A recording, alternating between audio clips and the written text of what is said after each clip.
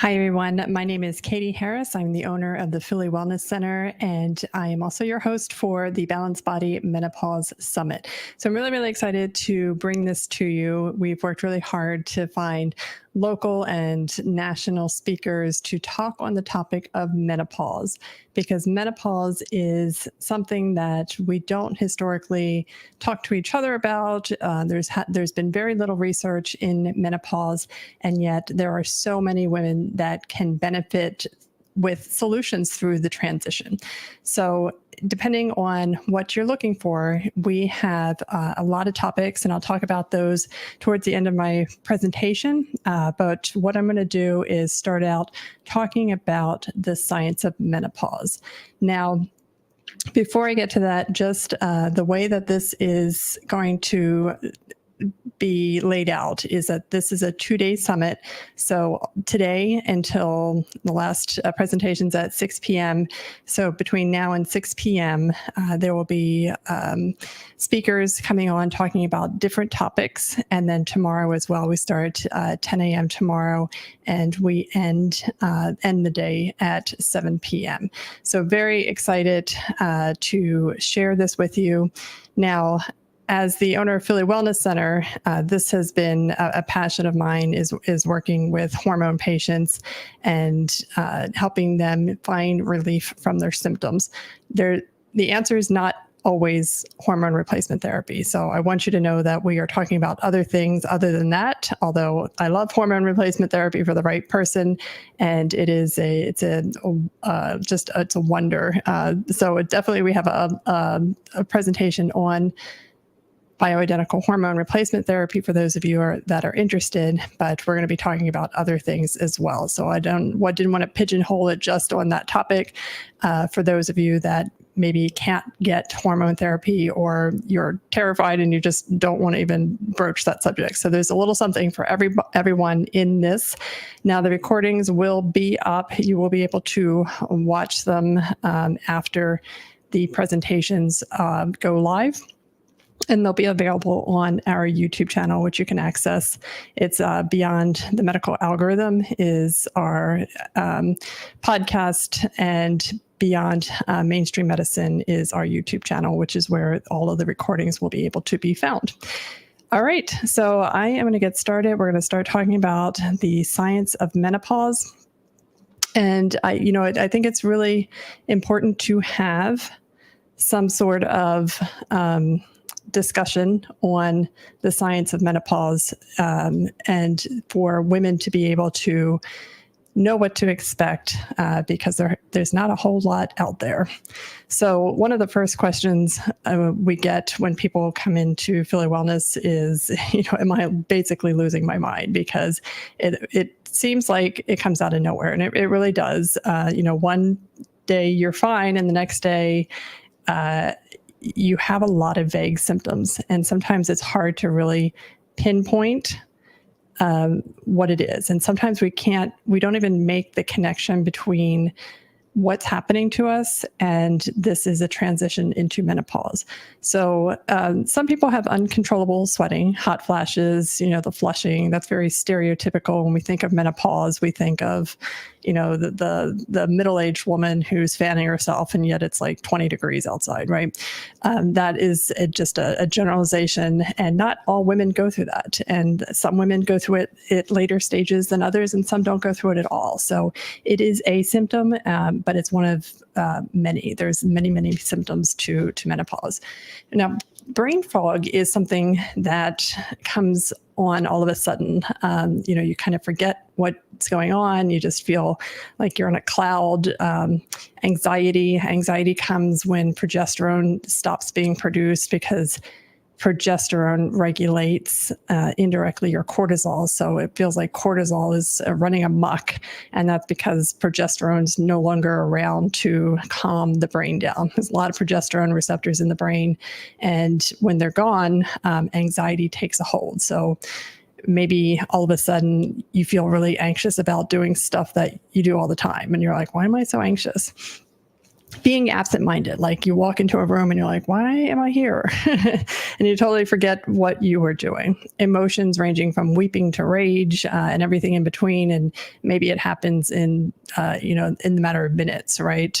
You can have a wide range of emotions. Depression, most middle-aged women who go to their primary or to their providers and tell them that they just don't feel, maybe it's apathy, maybe it's lack of motivation.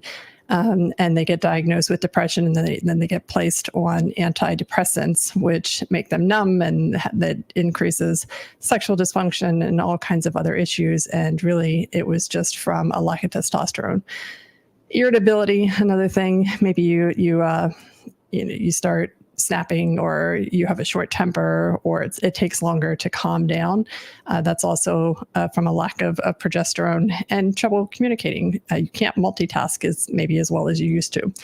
Now, menopause is mandatory. You don't have an option. All women go through menopause, and you're going to spend about 40% of your life in menopause. So it's a good idea to look at the options that are out there for helping you through the transition. 75% of us will develop some sort of brain symptoms. So when we talk about brain fog, anxiety, absent-mindedness, emotion, depression, irritability, trouble communicating, those are all brain symptoms. Okay, 75% of women will develop those. Now, in the past, ancients who lived past 50, which were few and far between, they used to ingest urine from maidens to alleviate the symptoms, because the metabolites of estrogen can be found in urine. And somehow they knew this. It's quite disgusting. We have way better ways of dealing with menopause symptoms. You don't have to do that. But it's a very under-researched area, because up until the 1900s, only 5% of women survived past 50. So we didn't know that much about menopause, right? So your mom's mom didn't go through menopause because she died too early. But the other problem is that women have been completely ignored in research. And as of like the 70s, they had passed some law that you couldn't research women in childbearing age, which is basically everybody up until menopause, and research wasn't really interested in the menopausal woman anyway. So, but the good news is we do have options. There is research that is now being done. It is a topic that is up and coming, because women are living past 50, thank goodness. And a lot of us are living into 80s. And really, one of the lectures I'm going to talk about later is the aging process. Our real goal should be living to 120. So that's what we need to focus our sights on, and we can do it. So, this is the beginning of the rest of your life, because if you're 50 now and you live to 150 or 120, let's say, your life isn't even half over yet. So, I mean, this is your time. This is what Jennifer Arthurton will talk about in her lecture. This is your time to shine. So we want to make this transition as pleasant as possible. So the brain on menopause. So you can see on the left, we have the premenopausal brain, and you can see all the red activity, right? And the postmenopausal brain, you see a little bit of red, but mostly the green and the blue. Now, what does this represent? This is a PET scan, and it is representing energy. So menopause is a neurologically active process. Okay, you are not crazy. You are not losing your mind. You have a 30% drop in energy on average.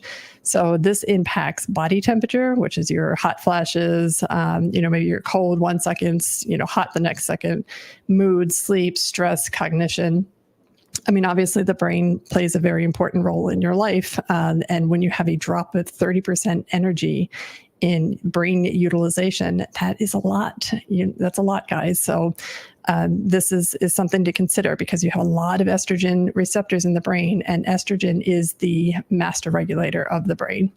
Now, what happens to women in menopause versus men? So one of the things that women have is kind of like an abrupt stop, right? Like all of a sudden your ovaries stop working. So now you lose estrogen, you lose testosterone, you lose progesterone. And they just stop one day, and it's an abrupt stop. So, that's why you feel like one day it was fine, and now I have all these symptoms. I've got pain, I've got this, I've got that. And it feels like it came out of nowhere, because it basically did. Now, men have a different experience, because they have a slow decline. But as you know, men can still have, help make babies into their 80s. So they don't completely lose their testosterone. It's not an abrupt stop, but it does slowly deteriorate over time, but they have a gradual transition, whereas women have a very abrupt transition. Now, women, once they hit menopause, now before menopause, women, these conditions are about 1-to-1. All right. So from puberty up until the perimenopausal period, these are diagnosed in men and women about equally. As soon as you hit menopause, you become 2 times more likely to be diagnosed with anxiety and depression, 2 times more likely to develop Alzheimer's disease because you don't have estrogen to protect you from tau buildup. Tau is a protein that builds up in Alzheimer's disease, and estrogen prevents tau buildup. You are 3 times more likely to develop autoimmune conditions, again, most likely from the loss of estrogen protection, and 4 times more likely to develop headaches and migraines. After menopause, women are also more likely to develop brain tumors or be killed by a stroke. So lucky us. So what is menopause? Menopause is officially the 1-year anniversary of your final menstrual period, which is kind of frustrating because technically, let's say, as you go into perimenopause, your estrogen levels are all over the place. So you can see in this diagram over here that in the perimenopausal period, so in premenopause, your estrogen's nice and solid, and in most people, not everybody, but in the average female, let's say, your estrogen is a nice, steady flow, right? And then in perimenopause, it's doing this jagged up and down and up, and it's a downward trend. But I mean, if you see that middle spike, like that goes higher than your premenopause estrogen levels, right? So, 1 month you might have like a really light period. The next month your estrogen's storming, and then the next month you don't even get a period, and the next month, who knows what happens, but you're on this downward trend, but the estrogen levels are all over the place. And that makes perimenopause a difficult time period because you can estrogen storm and then have the symptoms of low estrogen, like the hot flashes. So that perimenopausal period starts around the age of 45 and goes until your final menstrual period. Now, technically, if you went 11 months and 28 days and then got some spotting or your final period, you have to wait an additional year before you're considered postmenopause. But we can test FSH levels as well, which is your follicle stimulating hormone. And if your FSH levels are above 20, you're pretty much in that you're about to be, or you're in your postmenopausal period. But if you had an ablation or you don't have your ovaries and you have no idea if you're in menopause, we can use that level to figure out what is going on. So perimenopause is 45 to about 52 to 55. The average age of menopause is 52. And then postmenopause is, around that 50 to 55 age plus 1 year. So from your final menstrual period. And again, menopause symptoms: hot flashes, sweating, rapid heartbeat, flushing, sleep difficulties, mood changes, memory lapses, difficulty concentrating, reduced focus and attention span. This isn't about age. This is about transitioning, your hormones dropping. You're in reverse puberty. So during puberty, you got a surge of hormones. In menopause, there's an abrupt stop of them. And all of this comes with it: slower cognitive processing, word retrieval problems, decreased multitasking, low energy, low libido. So the female brain runs on estrogen, and it is required for neuroprotection, cell growth, brain plasticity, communication, mood, immunity, cardiovascular, and energy. So we're gonna talk about some of the protective effects of estrogen in just a minute. But some longitudinal studies showed that women on estrogen had a 45 to 70% decrease in the risk of Alzheimer's by preventing that tau plaque, 40 to 50% decrease in development of primary cardiovascular disease. So, I know everybody's terrified of breast cancer, and rightfully so, but heart disease kills 2 times more women than breast cancer under the age of 40 and 4 times more women over the age of 50. So it is the #1 killer of women, and breast cancer is way further down on the list. So you should be more concerned about cardiovascular disease. It's much more prevalent, but it's also, we know good ways in preventing cardiovascular disease. But estrogen also builds up bone. So when you don't have estrogen, you have an increase in fractures. So women on estrogen that maintained estrogen for at least 10 years had a 33% reduction in hip fractures. Now, menopause is also called inflammopause. So estrogen is anti-inflammatory, and the loss of estrogen results in an increase in inflammatory cytokines, oxidative stress, atherosclerosis, weakened bones, metabolic syndrome. You get an increase in blood pressure, blood sugar, fat accumulation, and an increased risk of neurodegenerative diseases. And all of these things come after menopause, right? Rarely, very rarely do you see this in like the 20-year-old female because she's got a ton of estrogen going on, right? This starts to happen in your 40s as you start to go into perimenopause, 50s, very, very high, and 60s and beyond. So it's a very downward trend. And the longer you have the loss of estrogen, the higher your risk is in all of these aspects. So let's talk about inflammation, the role of inflammation in metabolism, gut health, immunity, pain, vaginal changes, hair, and skin. Now, this is all related to the changes that you see in menopause when you lose testosterone, estrogen, and progesterone. Now, Jordan's going to talk about hormone replacement therapy, and she'll talk about the hormone specifically in her lecture. So I wanted to talk about the things that happen in menopause because we're so fixated on, I don't have hot flashes, so therefore, I don't need hormone replacement. But if you're in menopause and you have any kind of weight, central obesity or weight gain, you have inflammation. By definition, you have inflammation in menopause. That's what menopause is. It's basically the body completely inflamed, and that's going to affect these areas, and that's what we're going to talk about. So the first one is inflammation and metabolism. So inflammation and metabolism are intricately linked, with inflammation playing a critical role in the regulation of these metabolic processes. So this is a chronic low-grade inflammation, and it can disrupt normal metabolic functions and contribute to a whole bunch of diseases and disorders. And it's implicated in over 13 cancers. So 13 cancers can be traced back to a metabolism that's out of whack, okay? And it all starts with chronic low-grade inflammation. Metabolic syndrome, it's characterized by insulin resistance, obesity, especially visceral fat. If you haven't gotten a body composition scan, you should, because you need to know what your visceral fat level is. High blood pressure, abnormal cholesterol levels, and elevated blood sugar. It's a key driver, and it disrupts normal metabolic processes. It also causes cardiovascular risk, mostly because inflammation drives a pro-inflammatory state, or metabolic dysfunction and atherosclerosis. So chronic inflammation and obesity when you gain weight. So adipose tissue it releases pro-inflammatory cytokines, and they attract immune cells such as macrophages to the adipose tissue, which release even more inflammatory molecules, which creates this perpetual cycle of inflammation. So if you have excess fat, you have inflammation. And if you have inflammation, you're going to have all of these issues to a different degree.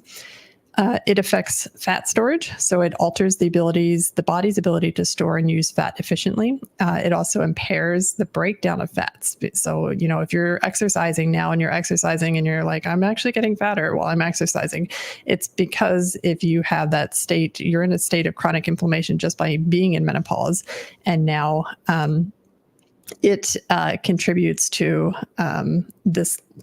the impairment of fat breakdown. So you can't break down the fat. Visceral fat and systemic inflammation is really, really important. Visceral fat leads to higher levels of inflammatory cytokines, and it's what causes fatty liver. You can get a fatty pancreas. You can get fatty adrenals. You can get fat in the muscle tissue. You have an unlimited ability to store visceral fat, unfortunately.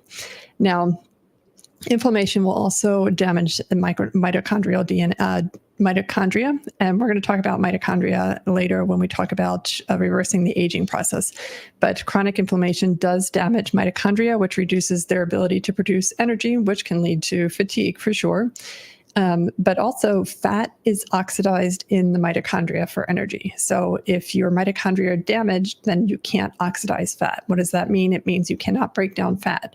So you have fat storages. So you can only really use carbohydrates in order to produce energy. So that's a huge problem. Oxidative stress, it also will further damage the mitochondria. So, I mean, you have billions and billions of mitochondria, but if you have impaired mitochondria, it starts contributing to more metabolic imbalances and increased fat accumulation. So this has very little to do with what you're eating. And, Louise talks about diet and exercise in her lecture on gut health. When you hit menopause, your weight gain it has very little to do with diet and exercise. It has everything to do with inflammation and hormonal changes. So I want to put that in there because I want to reiterate that several times throughout this summit. So inflammation and fatigue, when you have chronic inflammation and mitochondrial dysfunction, oxidative stress, it decreases the body's ability to generate energy efficiently, which leads to fatigue.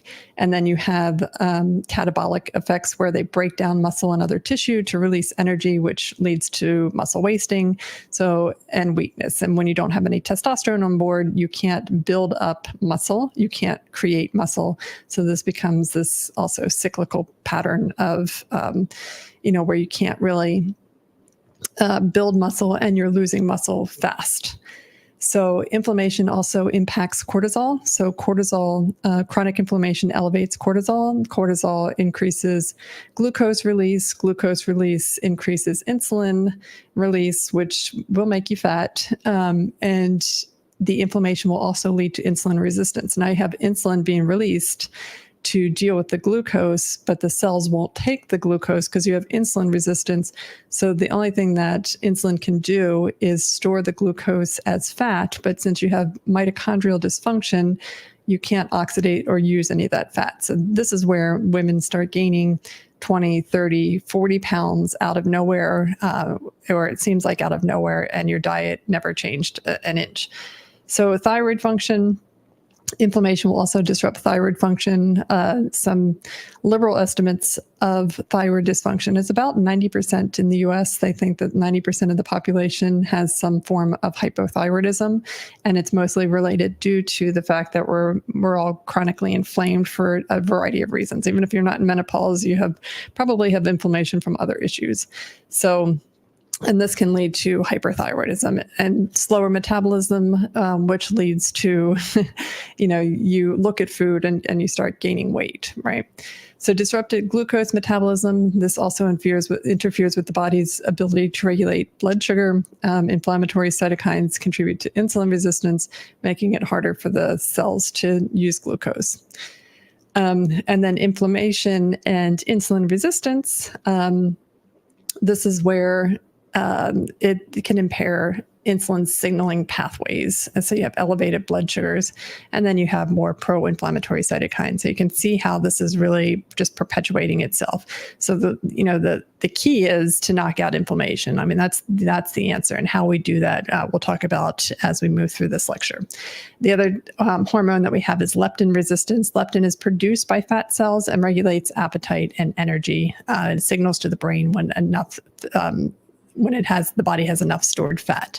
Then this can lead to leptin resistance, where the brain becomes less responsive to leptin signals and people feel hungrier. They start overeating. Now, inflammation will also affect the gut in metabolism. So the gut microbiome plays a significant role in metabolism. So they've actually taken mice and have transferred a healthy person's gut microbiome into a thin mouse and didn't change anything else, and that mouse got fat. And then they transferred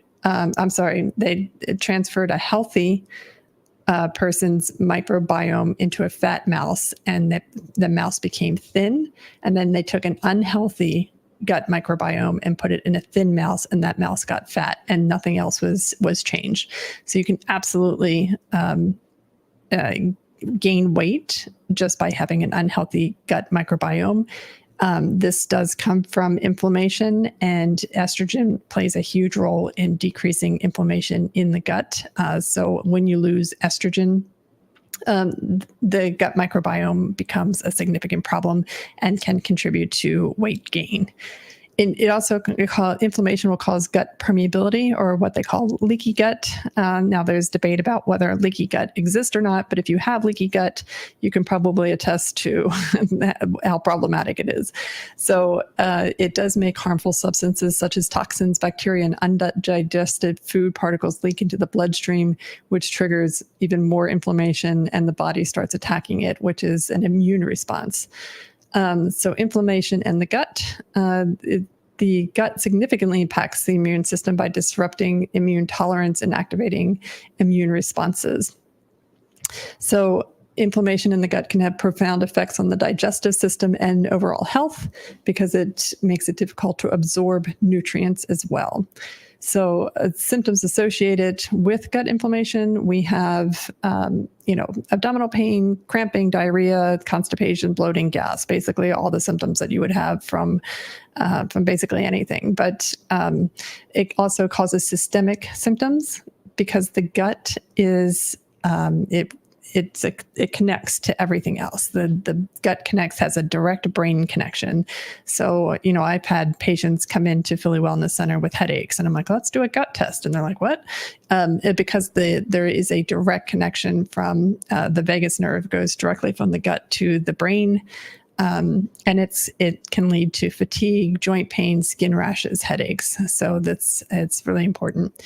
It also causes inflammation, can interfere with the absorption of nutrients. So you might be taking nutrients, but you can't absorb them because you have too much inflammation going on.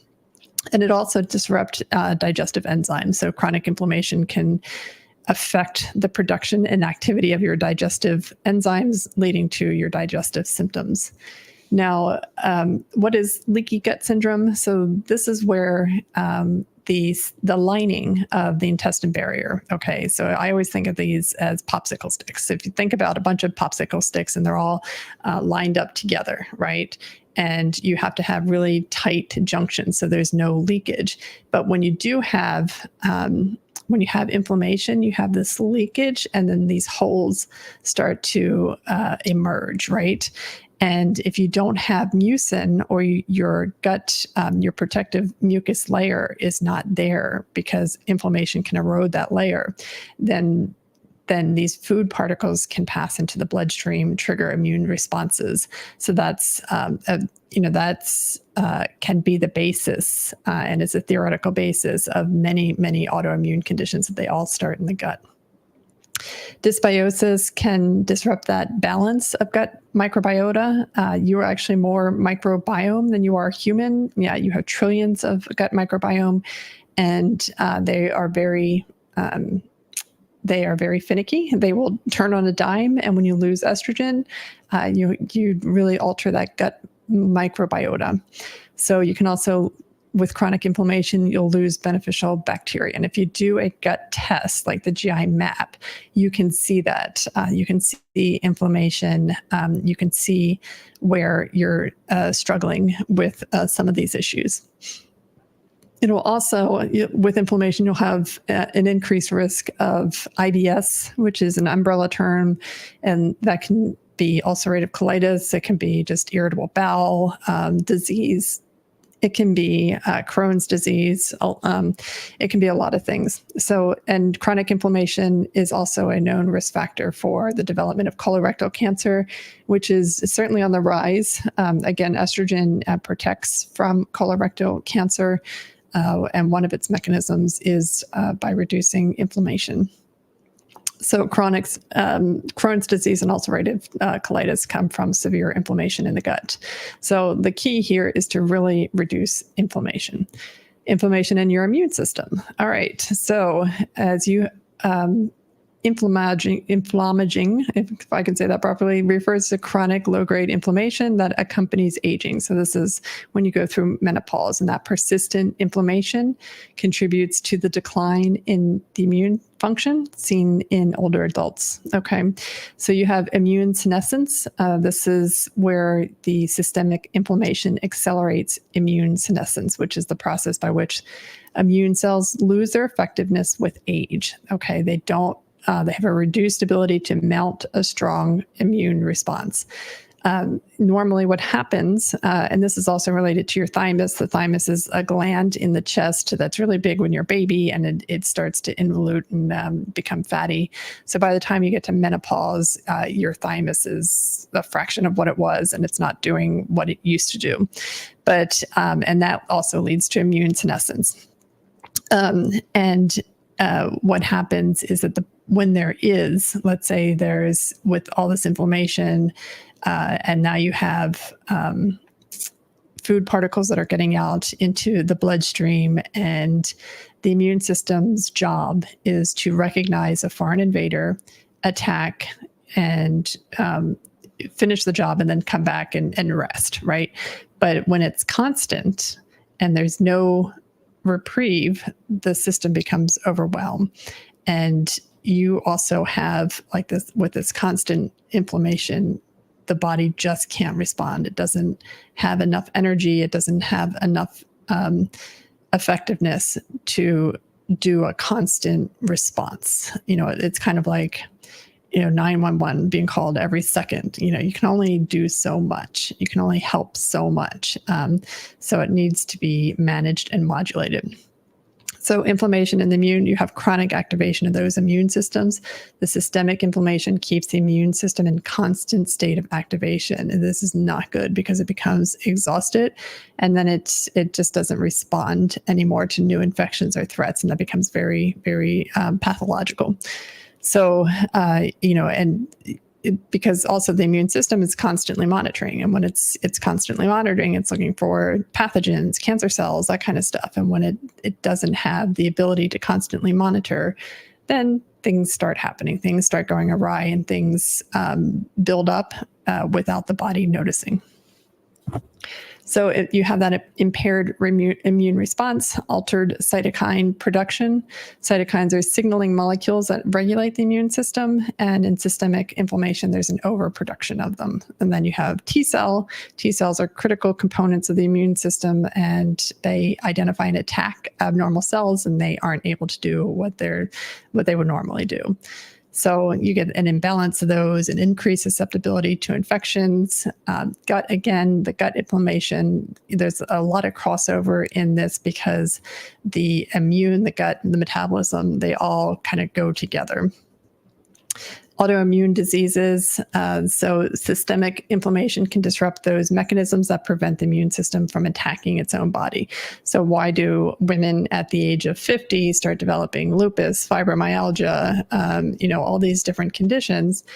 There is systemic inflammation can be the basis of this, the root cause, and your root cause might be, part of it could be that lack of estrogen, because now you no longer have estrogen that is managing and controlling systemic inflammation.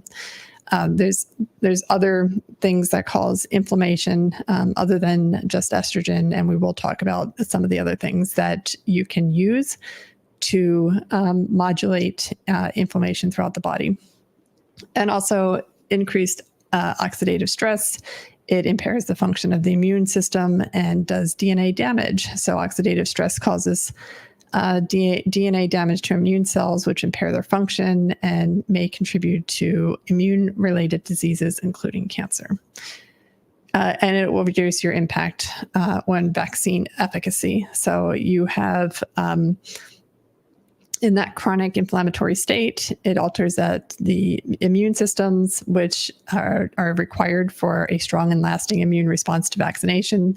The memory immune cells forget what they're supposed to do, and it can reduce vaccine efficacy and a higher risk of breakthrough infections.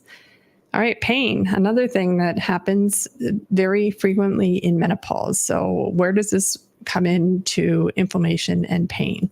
Because it also seems like one day you're fine and the next day you're complaining of like joint pain, knee pain, frozen shoulder pain.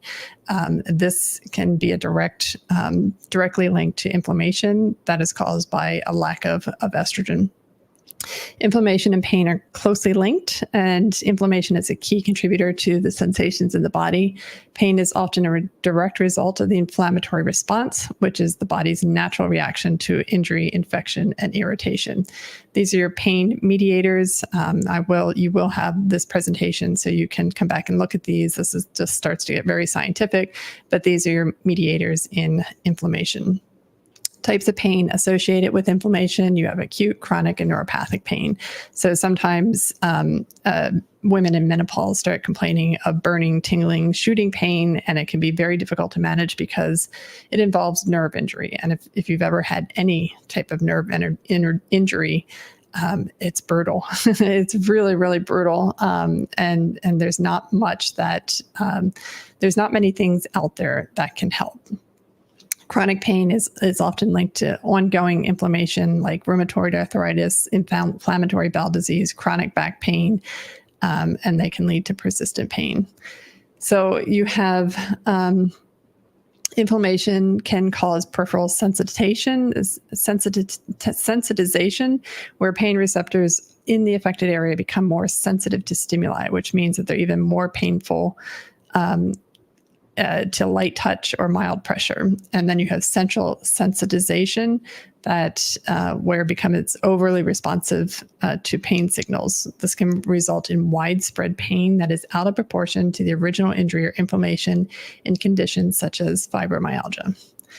Then you have pain conditions, so arthritis. So osteo and rheumatoid arthritis are characterized by inflammation of the joints.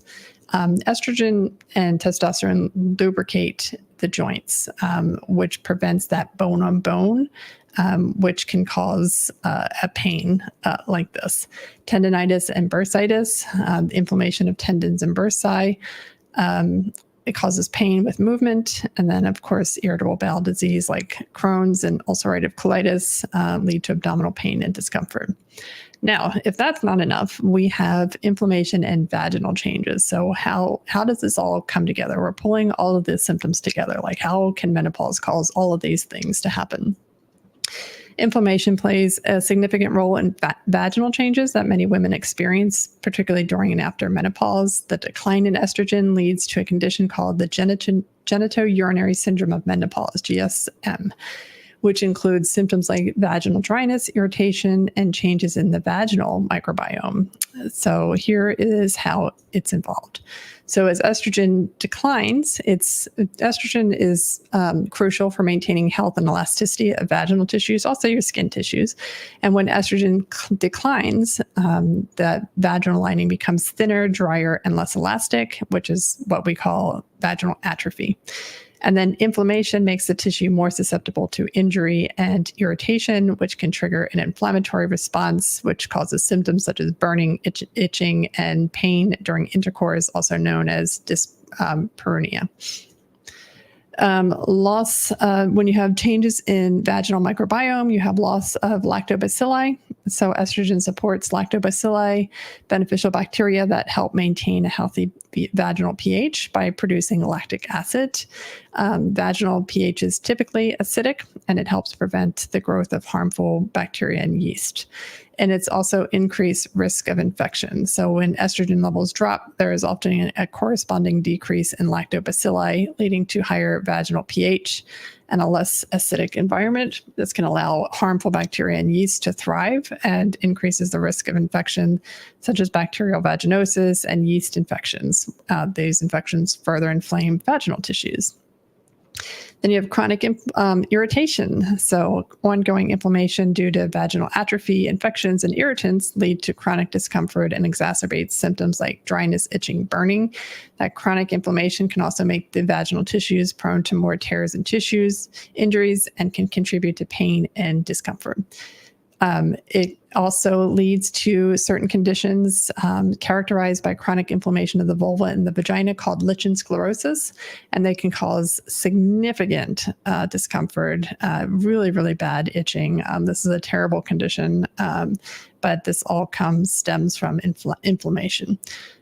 Pain during intercourse, that inflammation and vaginal atrophy lead to painful intercourse, which can result from the thinning of the vaginal walls, decreased lubrication, and increased sensitivity. And then, of course, decreased libido, which comes with a lack of testosterone. All right, now hair loss. So a lot of women complain of hair loss in menopause, right? So inflammation can cause a significant role in hair loss, contributing to various types of thinning and shedding. So the connection between inflammation and hair loss involves immune system activity, changes in the scalp environment, and disruptions to the hair growth cycle. So you have alopecia areata, which is autoimmune inflammation. So I'm going back to the gut, right? So why is my hair falling out? Because I have gut issues, right? That stem from inflammation. So this can disrupt hair growth, causing the hair to fall out in round patches, and it causes damage to the hair follicles. Most of the time, hair loss has some sort of inflammatory component to it. Microinflammation in androgenetic alopecia. This is the most common form of hair loss in men and women. There is low-grade inflammation around the hair follicles that contributes to progressive miniaturization of the hair follicles, leading to thinner, shorter hair and eventual hair loss. DHT, dihydrotestosterone, is a hormone linked to androgenetic alopecia, believed to trigger inflammation in the scalp. And this can come from really low pH shampoos. So you want to be sure that your shampoo doesn't have DHT in it, because just changing your shampoo can make a huge difference. Now, the shampoo industry does not tell you what the pH is, and you have to, it's really hard to find out.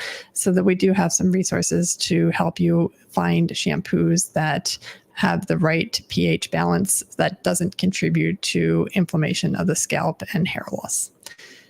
Telogen effluvium. This is a stress and inflammatory response. It's a condition where a large number of hair follicles enter the telogen phase of the hair cycle, leading to diffuse shedding. This condition is often triggered by physical or emotional stress, illness, hormonal changes, all of which can induce inflammatory response in the body. It does disrupt the hair growth cycle, causing more hair than usual to shed at once. And while this type of hair loss is often temporary, underlying inflammation can prolong that shedding phase. Scalp conditions such as seborrheic dermatitis, psoriasis, and folliculitis, all inflammation that can lead to localized hair loss. Chronic inflammation such as lupus, rheumatoid arthritis, inflammatory bowel can all contribute to hair loss. So, the key here, the take-home message in all of this is you have to get the inflammation under control. And if you're not using estrogen to control the inflammation, there's other ways that this can be done, but it needs to be addressed. And then finally, inflammation in skin. So inflammation plays a central role in many skin conditions and can significantly impact skin health and appearance. While inflammation is obviously is a natural part, excessive or chronic inflammation leads to skin conditions. And that prolonged inflammatory response, when it becomes chronic, it leads to dysfunction, such as the release of inflammatory cytokines and free radicals that break down collagen and elastin. What builds up collagen and elastin? That's estrogen. So now you have a loss of estrogen, and the skin is breaking down what little collagen and elastin you have left. And it's causing the formation of wrinkles, fine lines, and sagging skin, a process often referred to as inflammaging, especially during inflammopause, aka menopause. So inflammation can weaken the skin's barrier, which is essential for protecting against environmental aggressors. and a compromised barrier can lead to increased sensitivity, dryness, and further inflammation. You can also have increased permeability, where the skin is damaged due to inflammation, and it's more permeable to irritants, allergens, and pathogens, which can lead to ongoing skin issues. So this is a lot. Post-inflammatory hyperpigmentation from after a skin inflammatory condition such as acne, eczema, or injury, they can develop dark spots. Or you can get hypopigmentation, which can result in vitiligo after severe inflammation. And then impact of systemic inflammation. Chronic inflammation can also be associated with obesity, chronic stress that affect the skin. Your skin is really kind of your display of your inner workings, if you will. So if you're inflamed, it's going to show up in the skin. All right. So again, that's a lot. There's a lot of things going on as you lose your hormones and you go through menopause. So it's not just brain fog. It's not just hot flashes, night sweats, and loss of libido. Those are, again, they're stereotypical characterizations of menopause and don't even begin to address the real issues that are going on when you lose your hormones as you transition into menopause. So the goal in menopause is to reduce inflammation. Hormone therapy is our staple. We love hormone therapy, but not everybody can do hormone therapy. So what are some of the other things that we can do? For metabolic optimization, weight control, okay, weight loss, weight gain, let's say, is a hormonal issue. It has nothing to do, or very little to do, with diet and exercise. Okay, so they're not. The association isn't 0% for sure, but insulin, cortisol, your gut microbiome, these are the things that make you fat. And when insulin is out of whack, when cortisol is out of whack, you need to get that under control. With gut health, you need a healthy microbiome. So that does come down to diet. So you want to eat a healthy diet, but you do have to decrease inflammation. We do use peptides to decrease inflammation. You want to increase your immunity, immune protection. We want to reduce pain because that can lead to all kinds of lack of exercise. It can lead to all kinds of issues. Improvement, we want to improve vaginal tissues. We do have non-hormonal ways of improving vaginal tissue to reduce infections, atrophy, and urinary leakage. You want to increase hair thickness, and we want to reduce those lines and wrinkles with collagen and elasticity. And so how we do that, hormonal replacement, again, becomes our staple. And our primary goal is to reduce systemic inflammation. Does it reduce your hot flashes and your night sweats? Yes. But the primary goal in hormone replacement is to reduce systemic inflammation for all of the reasons that we just talked about in the last hour. So in women, we replace testosterone, estrogen, and progesterone. If you're perimenopausal, we don't necessarily use estrogen. We do if you have migraine headaches, or if your estrogen is really super low, we might bump you with a little bit of estrogen. But for the most part, you don't get estrogen until you're really having symptoms of lack of estrogen. Now, in terms of non-hormonal therapies, what can we do? So we use GLP-1, which is semaglutide, or also known as Ozempic, Wegovy, for weight loss. One of the things that it does is that it improves gut microbiome. It has anti-inflammatory properties, and we also use it for joint pain. So it reduces joint pain because it does have anti-inflammatory properties. And yes, it helps people lose weight. People always lose weight on semaglutide. Some people can't tolerate it, or some people go up too high on their dose too fast. And some people just need that they might have some weight loss resistance because some other factors need to be taken care of, such as gut health. We do peptides. So BPC-157/KPV is a potent anti-inflammatory. Now, BPC-157 is a peptide. It's a natural peptide that is found in your gastric juices. And as you age, you have a reduction of this, or you have the inability to really utilize it fully. So taking it exogenously it's an amazing go-to medication that we use. And then we can take a look at gut health. So taking a stool sample, putting it through GI mapping, we can give you a really in-depth evaluation and understanding of your gut health.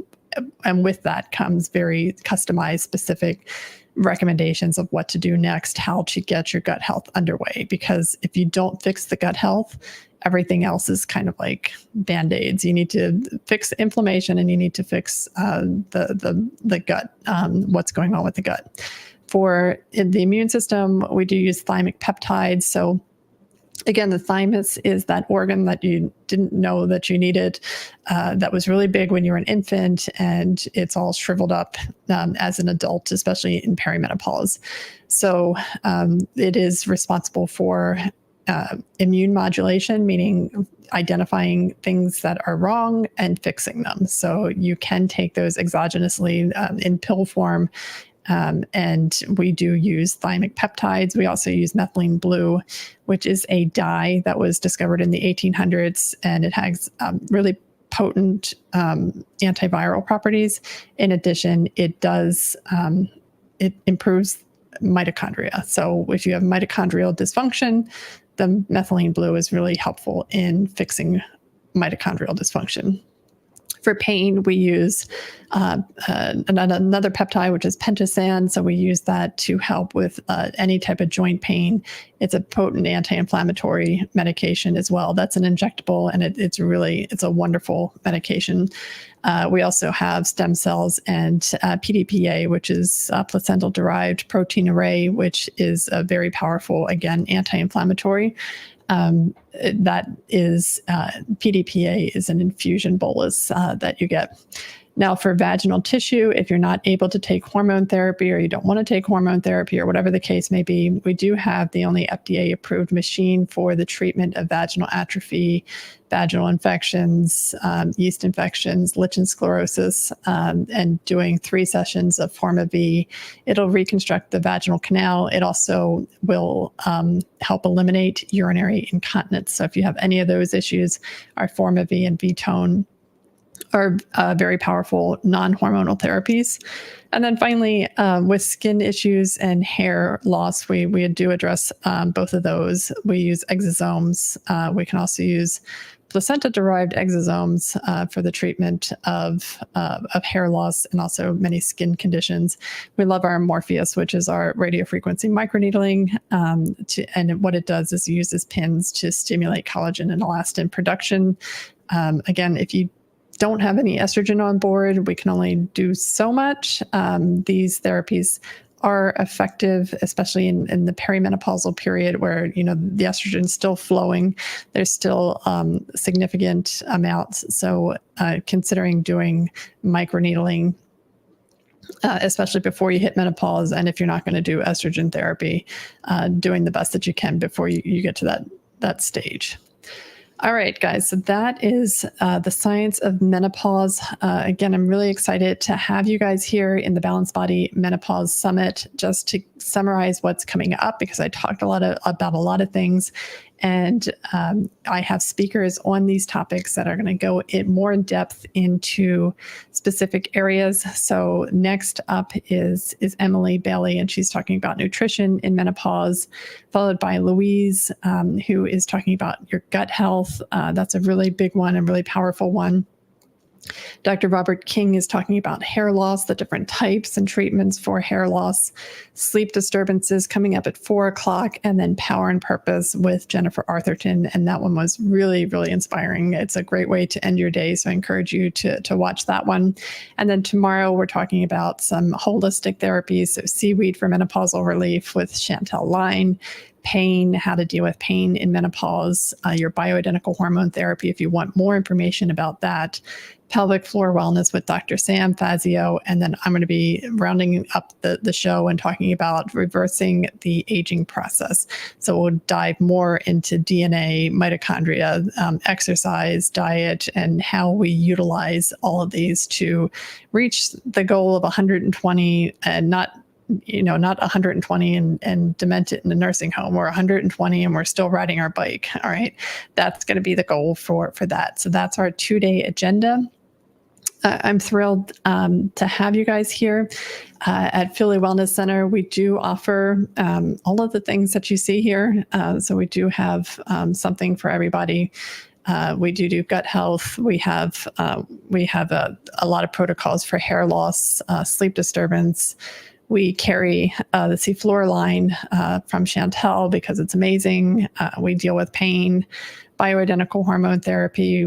We do have the Avexius method, and pelvic floor wellness. We have the Empower system, which is the form of V and the V tone for treatment of any type of vaginal issues. And of course, reversing the aging process, we have protocols for that as well.